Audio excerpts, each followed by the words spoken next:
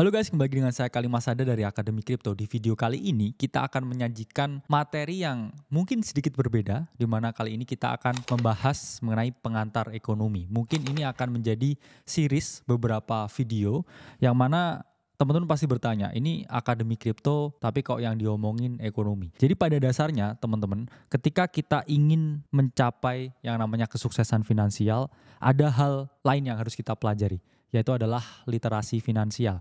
Dan salah satu yang harus kita pelajari dalam literasi finansial itu adalah mengenai ilmu ekonomi. Pasti teman-teman di sini memahami banyak sekali orang ya di luar sana yang mengalami masalah ekonomi. Itulah mengapa ketika kita mendalami ilmunya, harapannya tidak akan ada lagi masalah ekonomi. Dan di sini pasti akan meningkatkan literasi keuangan yang teman-teman miliki. Sehingga teman-teman bisa memperoleh investment performance yang jauh lebih baik. Dan teman-teman bukan hanya cuan di market, tapi punya gambaran. Kira-kira setelah saya cuan ini, personal finance saya bagaimana? Dan gimana supaya saya terhindar dari berbagai masalah ekonomi atau masalah keuangan yang ada. Jadi mari kita bahas mengenai ilmu ekonomi. Pertama kita akan membahas hal yang paling mendasar, paling fundamental di dalam hidup manusia, yaitu adalah kebutuhan. Kebutuhan itu adalah sesuatu yang sifatnya ini wajib ditunaikan. Jenis kebutuhan manusia yang paling dasar yaitu adalah kebutuhan sandang pangan papan. Kita punya pakaian, ya, kita punya tempat tinggal dan kita bisa makan. That's it. Itu kebutuhan. Ya, di luar itu udah keinginan. Ya, jadi kita pengen ini, pengen itu, pengen hal-hal lain di luar kebutuhan sandang, pangan, papan, itu udah keinginan. Dan bahkan kalau teman-teman lihat, ya, ketika kita punya baju, ketika kita punya tempat tinggal, ketika kita bisa makan 3 kali sehari, itu kita jauh lebih baik teman-teman daripada 80% orang lain di dunia ini. Karena memang faktanya enggak semua orang ini seberuntung kita. Itulah kenapa kita ungkapkan ya, teman-teman kalau masih punya tempat tinggal, ya masih bisa makan, bahkan punya kendaraan, bisa staycation sebulan sekali 2 kali, itu kamu hidup penuh dengan privilege. Karena saudara-saudara kita, bahkan di Indonesia ini juga masih banyak yang kurang beruntung. Kalau itu semua udah terpenuhi, sisanya itu tinggal masalah keinginan. Dan di sini saya tekankan, kalau kebutuhan manusia itu terbatas. Yang tidak terbatas itu adalah keinginan manusia. Gimana nih contohnya kebutuhan manusia yang terbatas? Oke, kebutuhan makan. Bisa kan kamu makan 10 kali sehari, ya 10 nasi bersamaan? Apakah bisa? Enggak. Tapi kalau keinginan manusia itu sifatnya tidak terbatas. Misalkan saya pingin sneakers Air Jordan. Kamu udah dapat yang warna merah. Terus tiba-tiba kamu pengen lagi, saya pengen yang warna kuning. Terus besok lagi warna hijau. Hijau udah punya, yang hijaunya ini beda. Ini hijau mint. Ini hijau yang lebih pekat. Dan seterusnya. Jadi keinginan manusia ini sifatnya ini unlimited. Satu dipenuhi akan muncul keinginan-keinginan lain. Kalau kebutuhan ini udah dipenuhi, ya kamu udah cukup makan sehari 3 kali. Gak mungkin kamu sehari itu makan 30 kali. Kamu paksa lagi, nanti yang ada justru negatif ya. Yang artinya udah nggak dapat lagi kebutuhannya, tapi malah kamu bisa sakit karena kebanyakan makan. Jadi di sini kita harus melihat mana yang kebutuhan, mana yang keinginan. Karena keinginan ini tidak akan pernah ada habisnya. Misalkan kita punya mobil ya, pintu 4 jadi pintu 2, jadi Ferrari ya, udah punya Ferrari warna kuning, pengen yang warna merah dan lain sebagainya. Udah punya rumah mewah ya di daerah elit di Jakarta, sekarang pengennya apartemen. Apartemennya udah dapet, apartemennya pengen lebih luas lagi, lebih tinggi lagi lantainya. Itu adalah keinginan-keinginan manusia yang memang kalau dipenuhi, ya itu nggak ada habisnya. Itulah kenapa kita kalau bilang semakin kaya seseorang, itu pikirannya itu semakin tidak rasional. Kebutuhan sudah ada semua, ya. Keinginan pun semakin tidak karu-karuan ya. Yang mana setelah satu terpenuhi itu selalu muncul keinginan-keinginan yang baru. Dan itulah hal yang sangat manusiawi sebenarnya dalam fisiologi manusia. Jadi kalau kita ngomong, memang keinginan ini sifatnya tidak terbatas dan saya percaya ya bahwa dosa terbesar dari semua umat manusia itu adalah menginginkan sesuatu. Dan keinginan itu adalah sumber masalah. Yang mana masalah ekonomi dan segala hal yang ada di dunia ini selalu bersumber pada keinginan.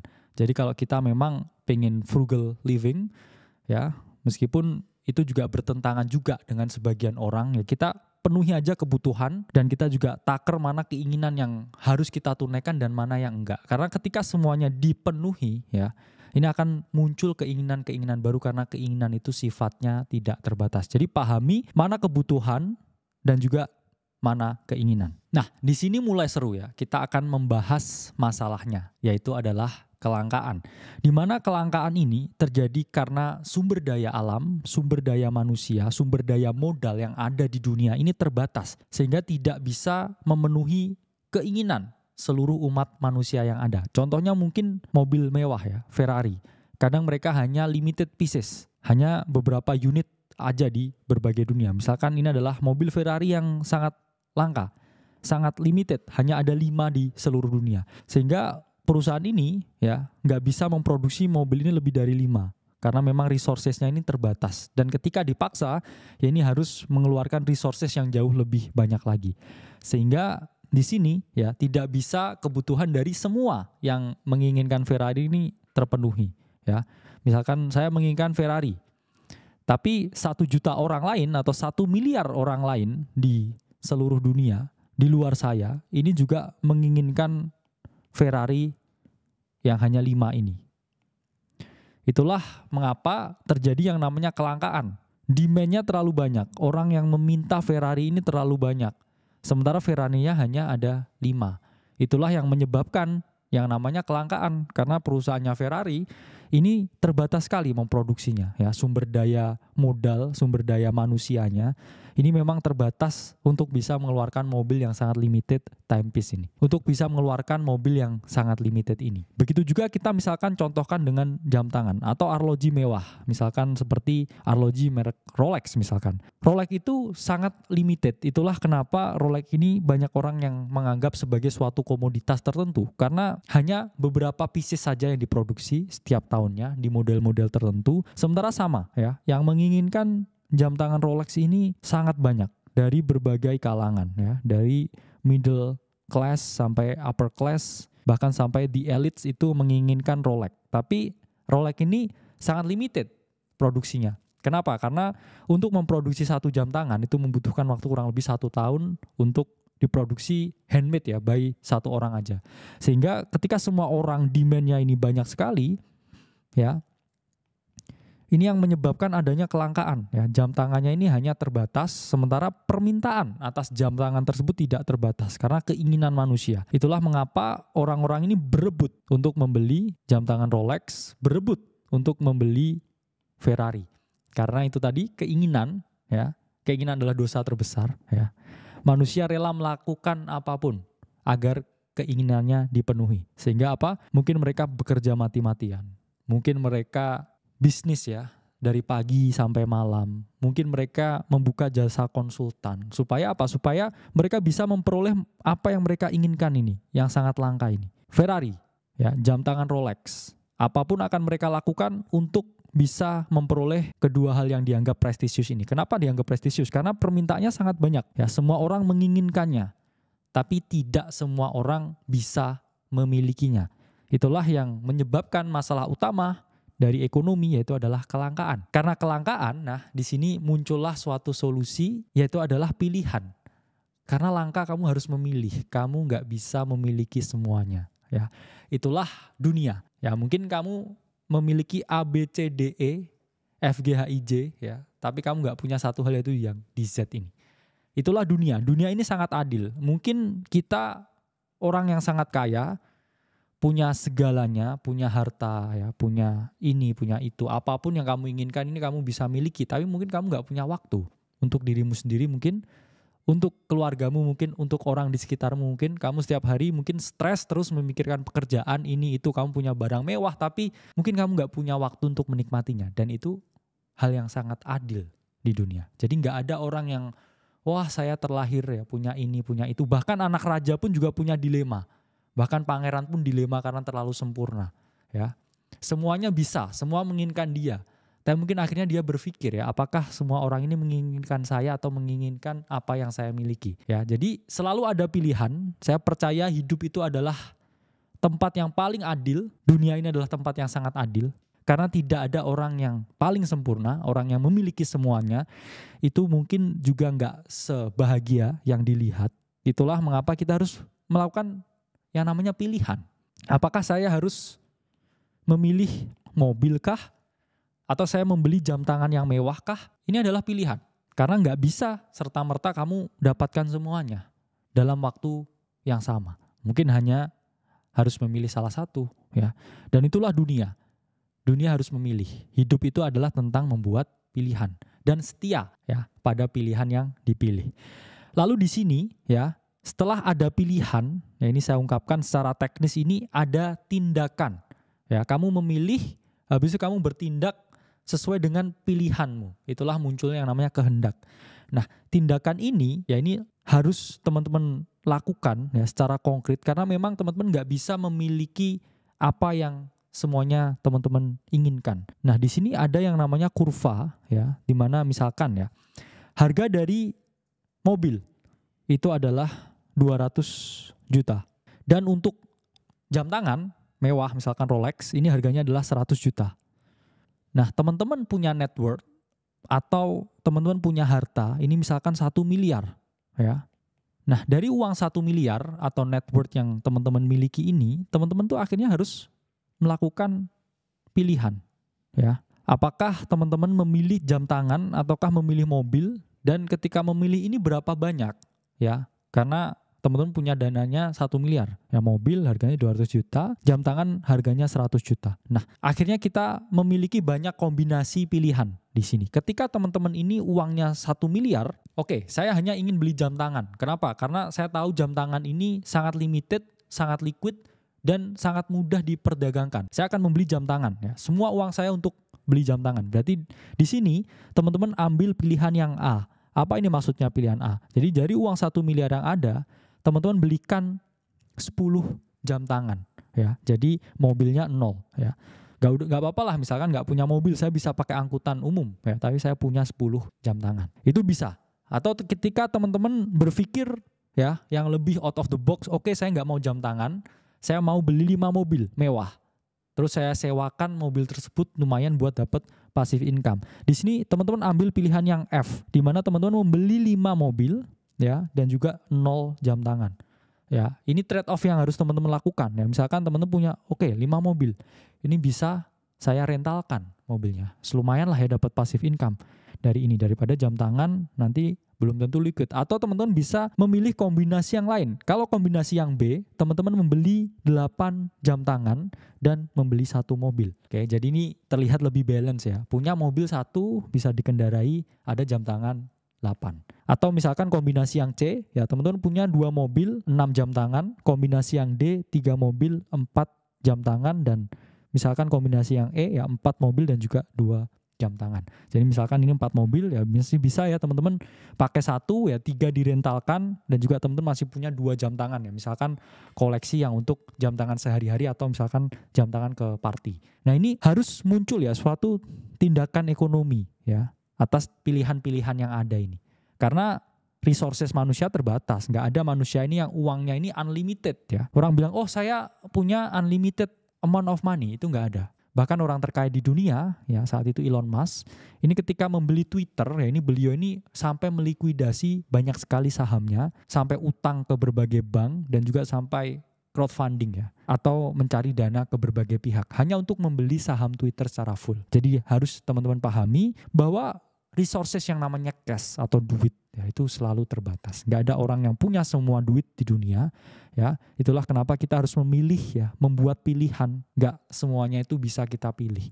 Ini berlaku dalam bidang apapun. Misalkan saya mau ikut kursus atau mau kuliah atau mau bekerja, ya, nggak bisa kamu pilih semuanya dalam satu waktu yang sama. Mungkin bisa semuanya, tapi harus mengorbankan dengan kurva seperti ini, ya. Jadi misalkan teman-teman, oke, saya mau kuliah, tapi saya juga mau kerja. Ya, ini pasti ada waktu yang dikorbankan. Misalkan itu yang dikorbankan teman-teman kehidupan pribadinya, ya. Ingat, ya, waktu itu juga merupakan sumber daya ekonomi yang menurut saya, ya, pribadi itu adalah yang paling berharga di dunia. Kenapa? Karena uang bisa dicari, tapi waktu itu nggak bisa kembali.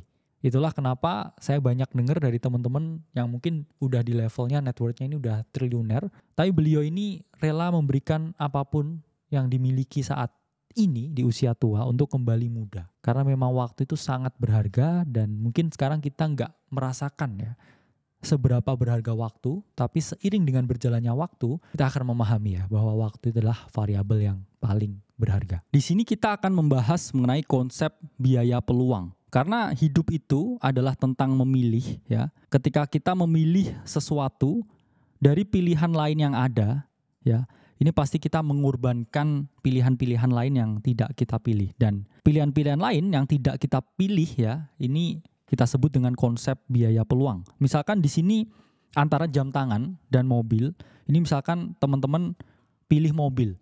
Kenapa? Karena misalkan teman-teman pengen punya gebetan misalkan, atau pengen punya pacar. Dan teman-teman menganggap bahwa dengan memiliki mobil, impian, ini akan meningkatkan daya tarik kita terhadap lawan jenis ya. Misalkan di sini mau mengimpress gebetan teman-teman ya, sampai wow gitu ya. Ini yang hilang itu adalah ketika teman-teman tidak memilih jam tangan ya. Jadi teman-teman memilih mobil supaya diimpress ya, atau mendapatkan poin plus dari gebetan ketika teman-teman ini ingin ya memiliki rasa percaya diri yang lebih ya di depan pasangan atau di depan gebetan, sehingga teman-teman memilih mobil, sehingga yang hilang yaitu adalah pilihan lain, yaitu adalah jam tangan.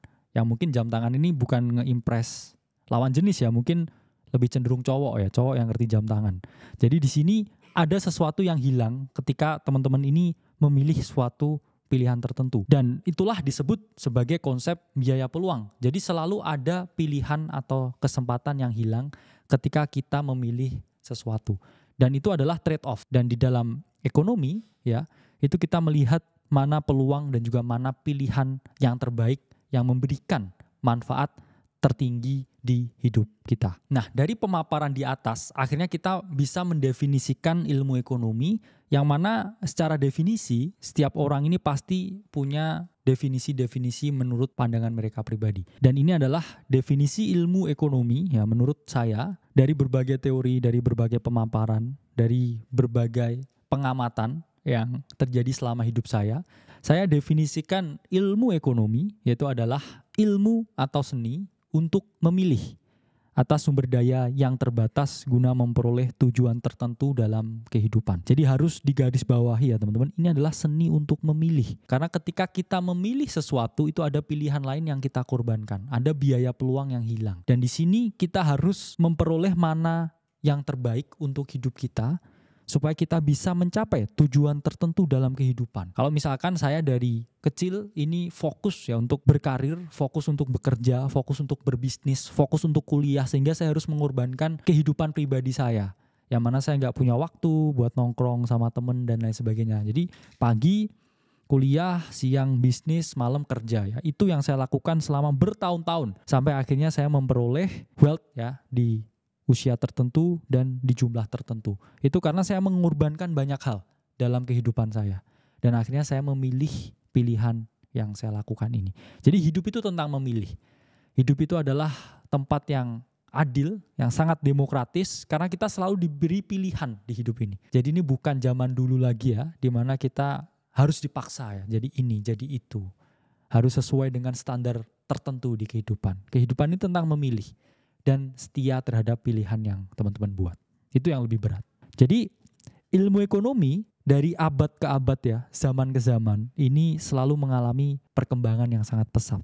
Di mana kita mengenal ya ilmu ekonomi pada zaman kuno.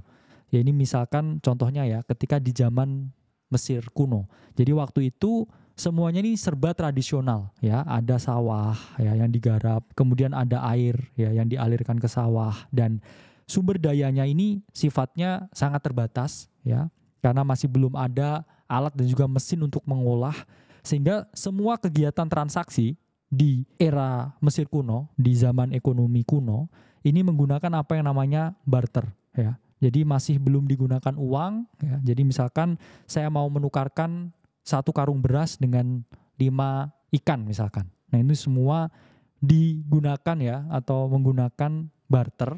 Yang mana barter ini sangat sulit ya, karena kita harus menemukan orang yang ingin menukarkan barang yang sama dengan kita. Dan itu tidak ada nilai satuan khusus ya, jadi nggak bisa kita lihat ya, ini sangat subjektif sekali ya barter zaman itu. Selanjutnya ya, fast forward, kita ada di abad 5 sampai 15, di mana di sini sistemnya itu sangat feodal. Jadi segala sumber daya ekonomi ini dikuasai oleh para raja dan juga para bangsawan. Jadi para raja dan juga para bangsawan ini mengendalikan semua sumber ekonomi yang ada di masyarakat. Jadi semuanya di sini peraturannya dan segala jenis kebijakannya ini dikhususkan untuk menguntungkan ya para raja dan juga para bangsawan ketika kita ada di abad pertengahan ini. Nah, karena semua sifatnya di abad pertengahan ini sangat tersentral ya terhadap para penguasa dan juga para raja, akhirnya tidak terjadi distribusi ekonomi yang baik. Sehingga di abad 14 ini terjadi yang namanya wabah hitam atau Black Death, di mana itu menewaskan ya banyak sekali populasi manusia saat itu karena semua warga ini kelaparan dan terkena penyakit yang menyebabkan turunnya populasi dengan jumlah yang sangat signifikan. Nah, kemudian Black Death di abad ke-14 itu akhirnya membawa kita ke era merkantilisme di abad 16 sampai 18, di mana pada saat itu negara memahami pentingnya kedaulatan dan juga ketahanan pangan. Dan sehingga pada saat itu negara-negara ini mengurangi ya semua aktivitas impor dan juga meningkatkan kedaulatan ekonomi rakyat ya. Jadi semua ini lebih dipikir lagi bagaimana ya supaya tidak terjadi Black Death lagi. Jadi ketahanan pangan ditingkatkan ya dan juga segala aktivitas impor ini pada saat itu dibatasi. Nah, ketahanan pada era merkantilisme ini lebih ditekankan pada tingginya ekspor ya daripada impor. Sehingga negara ini ya diharapkan ada dalam keadaan surplus perdagangan. Jadi mereka mengekspor apapun ya dan membatasi impor yang mana harapannya itu meningkatkan kedaulatan negara. Nah, satu hal yang menjadi hal negatif di era merkantilisme ya ini masih tingginya sentralisasi dan juga perang negara, perang para penguasa yang mana di sini di-counter oleh era ekonomi klasik. Jadi di era ekonomi klasik yang dipopulerkan oleh Adam Smith pada abad ke-19. Di sini mulai ditekankan lagi ya pengaruh-pengaruh dari individu. Jadi di sini udah mulai dilepas ya yang awalnya tersentral oleh para penguasa, oleh negara ke individu-individu. Dan di sini Adam Smith ini menekankan pada pentingnya kebebasan individu untuk memiliki akses terhadap sumber daya. Yang mana Adam Smith ini berpendapat bahwa ketika semua ini dikembalikan ke masing-masing individu atau istilahnya dilepas ke pasar, ini akan terjadi sesuatu yang namanya the invisible hand. Karena Adam Smith ini beranggapan ya di era ekonomi klasik ini bahwa ketika semua orang ini menyelesaikan masalahnya sendiri, akan terjadi yang namanya permintaan dan juga penawaran yang secara otomatis di pasar ini akan menyelesaikan masalahnya sendiri. Jadi di era ekonomi klasik yang diprakarsai oleh Adam Smith, ini lahir ya sesuatu yang dinamakan sebagai kapitalisme. Karena di sini semua yang memiliki modal ya, para individu yang lebih kuat ya atau lebih superior dibandingkan masyarakat-masyarakat yang lebih kecil, ini mereka cenderung memiliki advantage terhadap sumber daya yang dimiliki. Nah, sayangnya era ekonomi klasik ini pun juga memiliki kekurangan yang akhirnya ditentang oleh Karl Marx. Sehingga muncullah era yang namanya Marxisme, di mana era Marxisme ini terjadi karena adanya penolakan terhadap era ekonomi klasik yang digaungkan oleh Adam Smith. Jadi Karl Marx ini berpendapat ya pada akhir abad ke-19 ya, di mana di sini diungkapkan kalau apa yang dilakukan di era ekonomi klasik, yaitu ketika semua dikembalikan ke pasar, itu selalu ada individu yang lebih kuat dan individu yang lebih lemah. Sehingga individu yang lebih lemah ini pasti lebih tertindas dibandingkan mereka yang lebih kuat. Yang mana ini membentuk suatu kelas sosial tertentu. Ya, jelas ada yang kaya dan juga ada yang miskin. Dan juga ada di sini kelas menengah. Nah, ini yang coba ditentang oleh Karl Marx, yang mana Karl Marx ini mengungkapkan kalau ekonomi klasik ini tidak sepenuhnya adil karena orang-orang yang superior ini mereka juga memiliki akses ke kekuasaan. Yang mana kekuasaan ini dari para elit digunakan untuk mengendalikan mereka yang lebih inferior. Sehingga keadilan ini tidak muncul, sehingga Karl Marx ini menentang apa yang diungkapkan oleh ekonomi klasik ini. Karl Marx juga berpendapat bahwa terlalu banyak eksploitasi kaum-kaum yang relatif inferior daripada mereka yang lebih superior ini. Dan Karl Marx juga berpendapat bahwa mereka yang quotes on quotes ya inferior ini merasa mereka ini berhak ya mendapat lebih dari apa yang mereka peroleh karena tekanan oleh pihak-pihak yang lebih superior di sini sehingga tidak tercipta suatu keadilan. Istilahnya mereka ini dieksploitasi.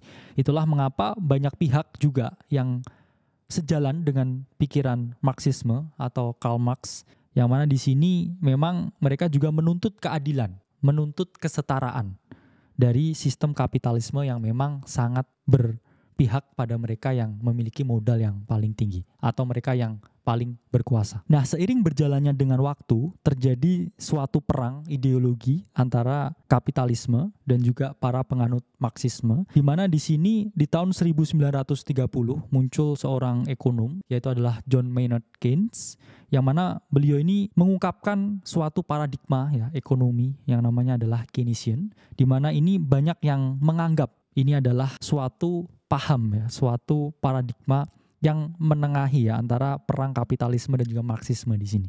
Di mana Keynesian ini muncul di antara kapitalisme ya dan juga Marxisme ini. Di mana di sini dianggap ya Keynesian ini sebagai suatu jembatan. Jadi memang ya Keynesian menganggap kalau pasar ini baik tapi tidak sepenuhnya efisien. Itulah mengapa di sini Keynesian mengungkapkan harus ada peran pihak ketiga.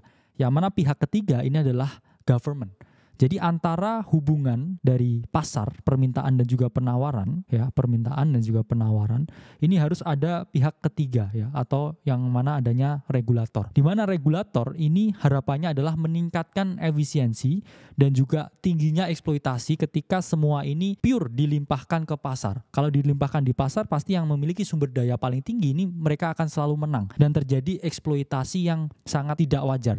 Namun kita pun juga tidak bisa memungkiri fakta bahwa ketika adanya kapitalisme yang tinggi, manusia ini juga memiliki kecenderungan untuk berusaha sekeras mungkin. Sehingga Keynesian di sini lebih menekankan adanya pihak ketiga yang mana adalah government, di mana government harus memberikan dan juga membuat kebijakan yang paling adil supaya tidak terjadi eksploitasi yang berlebihan di era ekonomi pasar yang mungkin ya sampai modern saat ini juga kita lihat terjadi di dunia yang ada saat ini. Meskipun demikian tidak ada yang paling perfect ya. Karena itu tadi ya, ekonomi itu adalah seni. Saya bilang seni kenapa? Karena tidak ada orang yang selalu diuntungkan atau selalu dirugikan. Kita sebagai manusia itu hanya di tengah-tengah ya antara merasa untung atau merasa rugi dan nilai itu juga sangat subjektif. Itulah mengapa ya sejarah ilmu ekonomi sampai kita mengenal ya ekonomi modern yang ada saat ini memang tidak ada ya yang paling kapitalisme ya, tidak ada yang paling Marxisme. Kita semua manusia hidup di tengah-tengahnya dan hal yang paling penting yang harus kita tekankan itu adalah keseimbangan. Bukan hanya keseimbangan ekonomi tapi juga keseimbangan sosial yang mana setiap individu harus memilikinya. Sehingga di sini kita akan membahas lingkup ekonomi, di mana lingkup ekonomi itu ada lingkup ekonomi mikro dan juga lingkup ekonomi makro. Jadi lingkup ekonomi mikro ini terkait dengan permintaan dan penawaran, terkait dengan pasar, terkait dengan rumah tangga produsen dan juga rumah tangga konsumen. Mereka yang membuat produk dan juga mereka yang menikmati produk. Tapi di sini lingkup ekonomi makro ini terkait dengan pihak ya, ketiga atau government atau mereka yang mempengaruhi kebijakan. Ya, kalau kebijakan kita ngomong bisa ada kebijakan moneter dan juga kebijakan fiskal yang tujuannya mengatur lingkup ekonomi mikro. Jadi memang ekonomi mikro ini terjadi di setiap individu ya, interconnected dari manusia ke manusia dalam satu sistem negara dan di sini ya kebijakan ekonomi makro ini adalah yang mengatur ya wadah yang paling luas supaya mikro ini tetap berjalan dan tidak mengalami apa yang namanya kemacetan. Karena memang kalau pasar ini ya, mikro antar manusia ini dibiarkan ya pasti ada orang yang nakal ya. Ada orang yang tidak sesuai dengan prinsip-prinsip yang harusnya dilakukan dan kebijakan makro ini mengatur secara holistik ya supaya ini bisa lebih luas lagi, lebih terjalin lagi dan hubungannya juga bisa lebih baik lagi secara keseluruhan, secara holistik. Dan kalau kita melihat flow ekonomi itu sebenarnya sangat amat sederhana, yaitu adanya input yang diolah menjadi output. Jadi input itu adalah sumber daya, faktor-faktor produksi, tenaga, ya bahan baku, mesin yang kemudian diolah menjadi suatu output. Misalkan di sini inputnya, bahan mentahnya ini adalah emas. Emas ini outputnya bisa jadi jam tangan emas yang full 18 karat misalkan.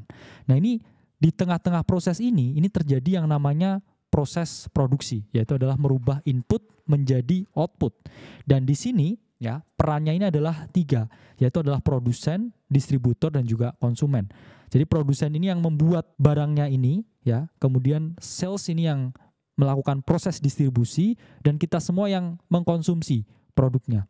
Tapi pasti timbul pertanyaan, enak banget ya kita mengkonsumsi, tapi apakah kita juga memberikan kontribusi? Itu jawabannya jelas ya.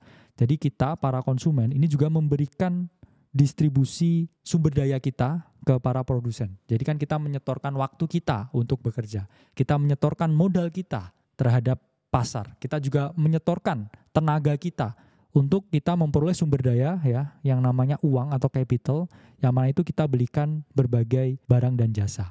Jadi kita juga memberikan sumber kita ya, input kita kepada rumah tangga produsen. Nah, kita juga memberikan input kita yang mana kita ini disebut ya sebagai rumah tangga konsumen ke rumah tangga produsen. Jadi ini adalah proses tukar menukar ya barang dan jasa. Lu punya apa, gua punya apa. Jadi ekonomi itu tentang seperti itu ya. Saya punya waktu, saya punya tenaga, saya punya kecerdasan ya, akan saya berikan ke masyarakat, ke perusahaan, dan imbal baliknya saya memperoleh ya yang namanya uang.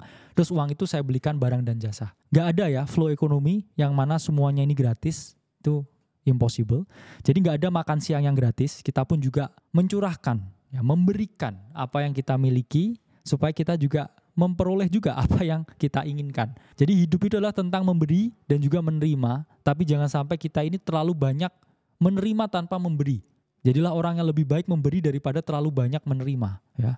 Itulah mengapa manusia pada dasarnya harus selalu lebih banyak memberikan sesuatu daripada menerima sesuatu. Karena itu tidak akan balance di dalam kehidupan kalau kita hanya meminta terus, meminta, menuntut.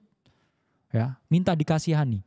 Itu tidak akan bisa jalan flow ekonominya. Yang benar apa? Kita memberi 10, ya kita hanya meminta 2 atau 3. Kalau terjadi seperti itu ya, flow ekonomi ini akan meningkat dengan sangat drastis ya, dan juga tidak ada yang namanya pengangguran ya, tidak ada yang namanya PHK, tidak ada yang namanya kejahatan ya, terus penyimpangan dan lain sebagainya, sehingga tidak ada kesenjangan ketika semua orang itu fokusnya memberi. Saya akan memberi yang terbaik. Meskipun saya bekerja di suatu company, saya akan bekerja sampai malam.